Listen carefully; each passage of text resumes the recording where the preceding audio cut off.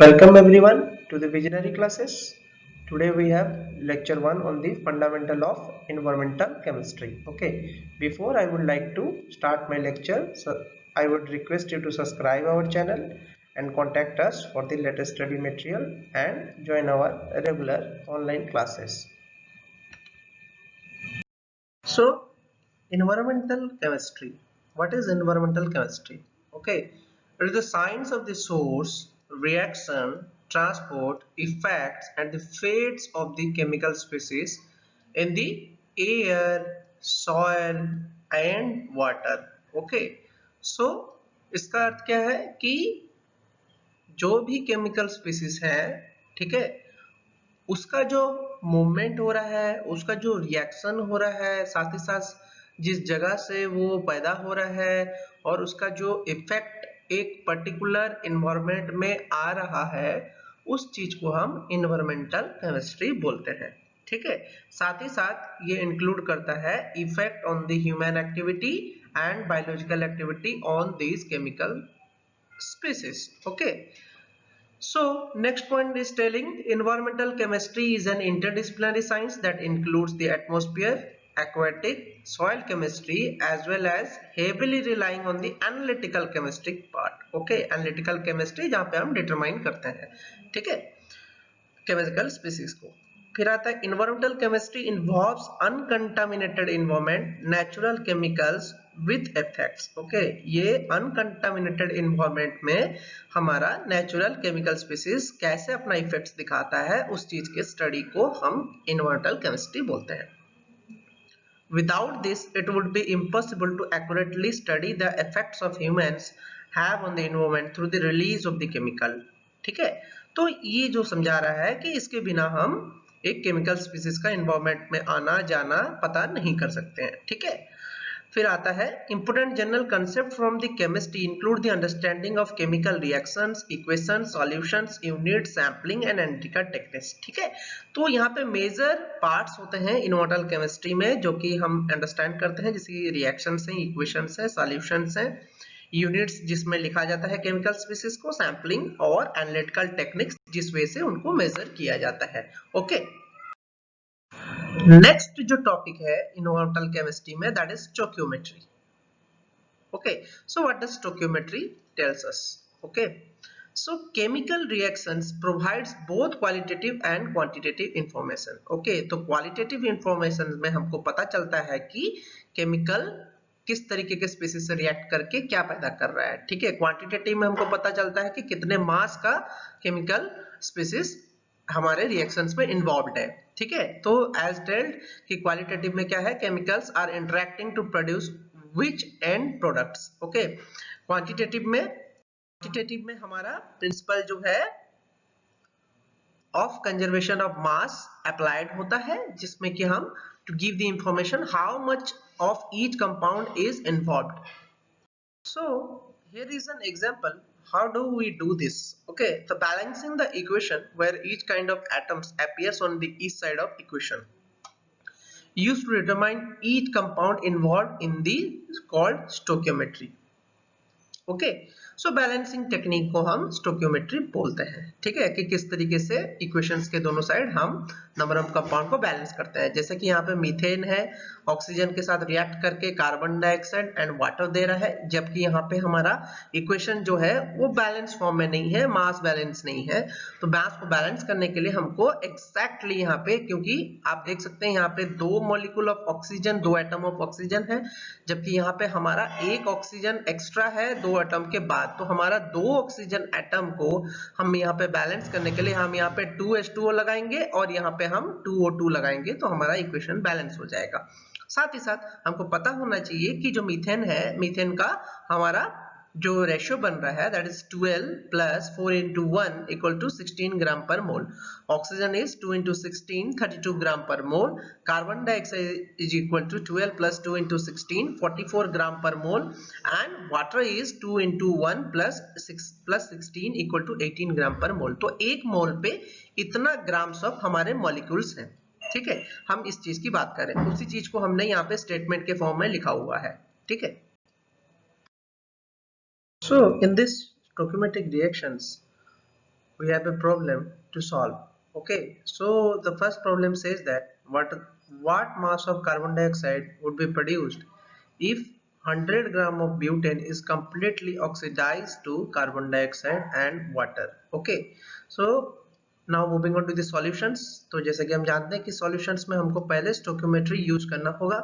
So we will write the reaction. The first reaction we will write about the butane. Okay, butane get oxidized. Okay, so C4H10 butane plus oxygen give rise to carbon dioxide plus water. Okay, so after balancing the equation, फिर हम इसको balance करेंगे कि हम equation के दोनों तरफ हम नंबर ऑफ मॉलिक्यूल्स को सेम करेंगे.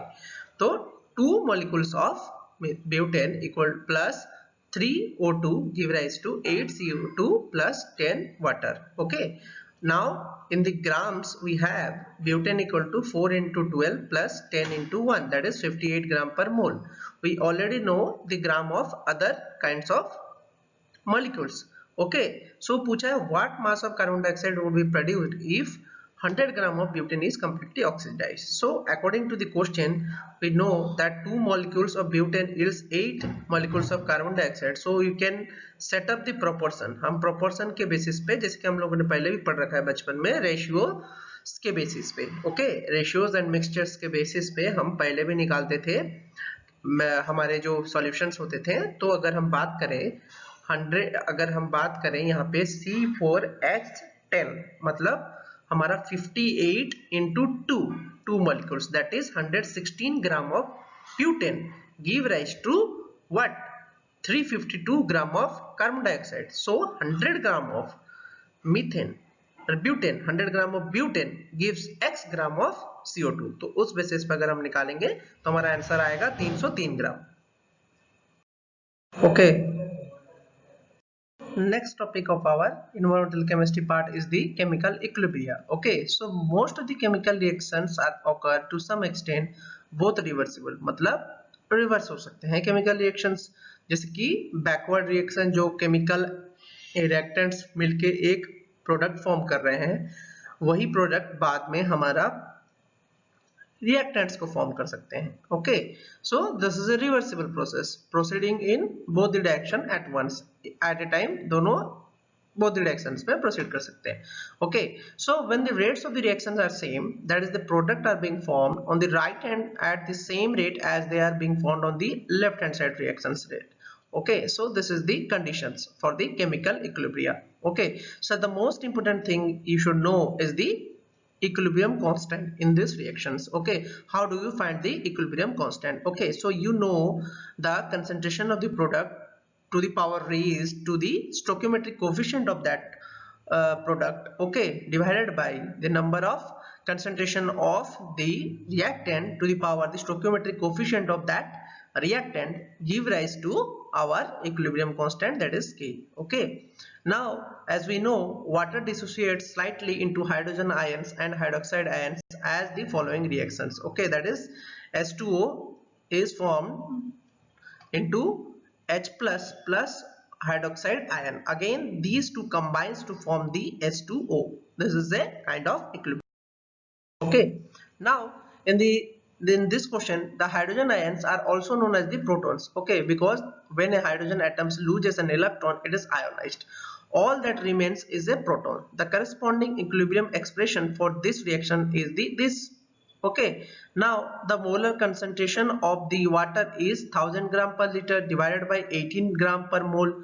Okay, that is 55.56 mole per liter. Since water dissociates only slightly, okay, water dissociates जो होता है वो बहुत ही स्लो होता है. ठीक है, the molar concentration after ionization is not change. ठीक है, तो मोलर कंसंट्रेशन आफ्टर आयनाइजेशन भी उसका चेंज नहीं होता है. ठीक है, तो हम बात करते हैं. तो अगर हम बात करें H plus ion into OH minus ion, it will give rise to an equilibrium constant of the water, that is Kw equal to 1 into 10 to the power minus 14. ठीक है, जो कि 25 डिग्री सेल्सियस पे होता है, जो कि रूम टेम्परेचर है. ठीक है, तो हम अगर बात करें तो अगर H प्लस आयन और OH प्लस आयन की हम बात करें, ठीक है, तो लगभग दोनों का बराबर हमारा कंसंट्रेशन होता है, that is 10 to the power minus 7. Okay, equally इन लोग डिवाइड करते हैं.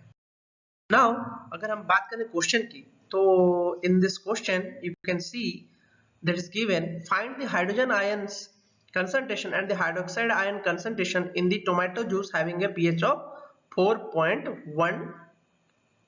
okay, so the hydrogen ion concentration जो होगा वो आपका H plus equal to 10 to the power minus pH, जैसे कि हमको पता है negative log H plus ion होता है ये, ठीक है। अगर हम बात करें negative log H plus ion को एट द बेस ऑफ 10 तो इसकी वैल्यू इतनी होगी, ठीक है। तो हम इस फॉर्मूले से H प्लस आयन का कंसंट्रेशन निकाल के उसको दोबारा हम एज हमको पता है कि formula H plus ion into OH minus ion जो होता है वो हमारा 10 to the power minus 14 होता है, ठीक है। तो उससे हम इसको निकाल सकते हैं, ठीक है। This is the solution.